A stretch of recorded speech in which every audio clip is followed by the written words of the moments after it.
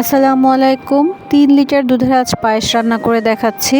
আর নিয়েছি ৩টা এলাচি, ২-৩ টুকরা দারচিনি আর 2টো তেজপাতা।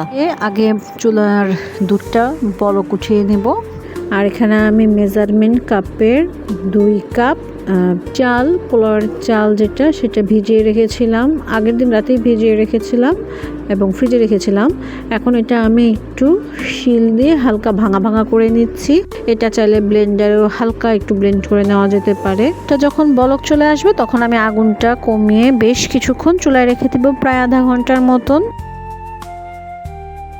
মাঝে মাঝে অবশ্যই নেড়ে দিতে হবে আর চুলার আঁচটা একদম লো থাকবে। এখন বলে নিচ্ছি, চ্যানেলটা বা রেসিপিগুলো ভালো লেগে থাকলে চ্যানেলটাকে সাবস্ক্রাইব করে পাশে থাকতে পারেন। এতে আমি আধ ভাঙা পোলার চালগুলো দিয়ে দিচ্ছি।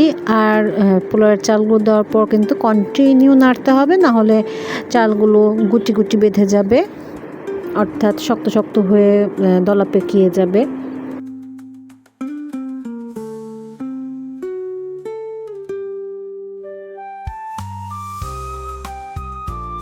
মেজারমেন্ট কাপের 1 কাপ পরিমাণ পাউডার মিল্ক দিব।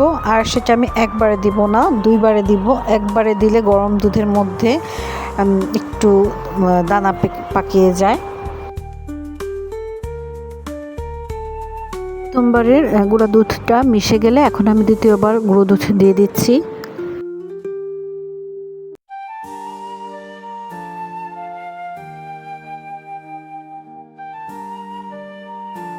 দিব কিছুটা জয়ত্রী।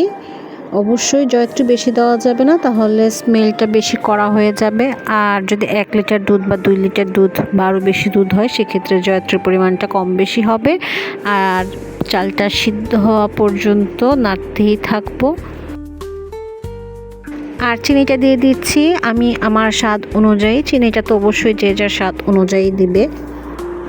যে কোনো ডেজার্ট আইটেমে অনেকেই কিন্তু 1 চিমটি পরিমাণ লবণ দিয়ে থাকেন, কিন্তু কোনো ডেজার্টে আমি কখনো কোনো লবণ ব্যবহার করি না। পায়েসটা হয়ে আসলে নামানোর কিছুক্ষণ আগে আমি গরম পায়েসে কিছু কিশমিশ দিয়ে দিচ্ছি। আর কিশমিশের পরিমাণটা যার যার পছন্দ মতোই হবে।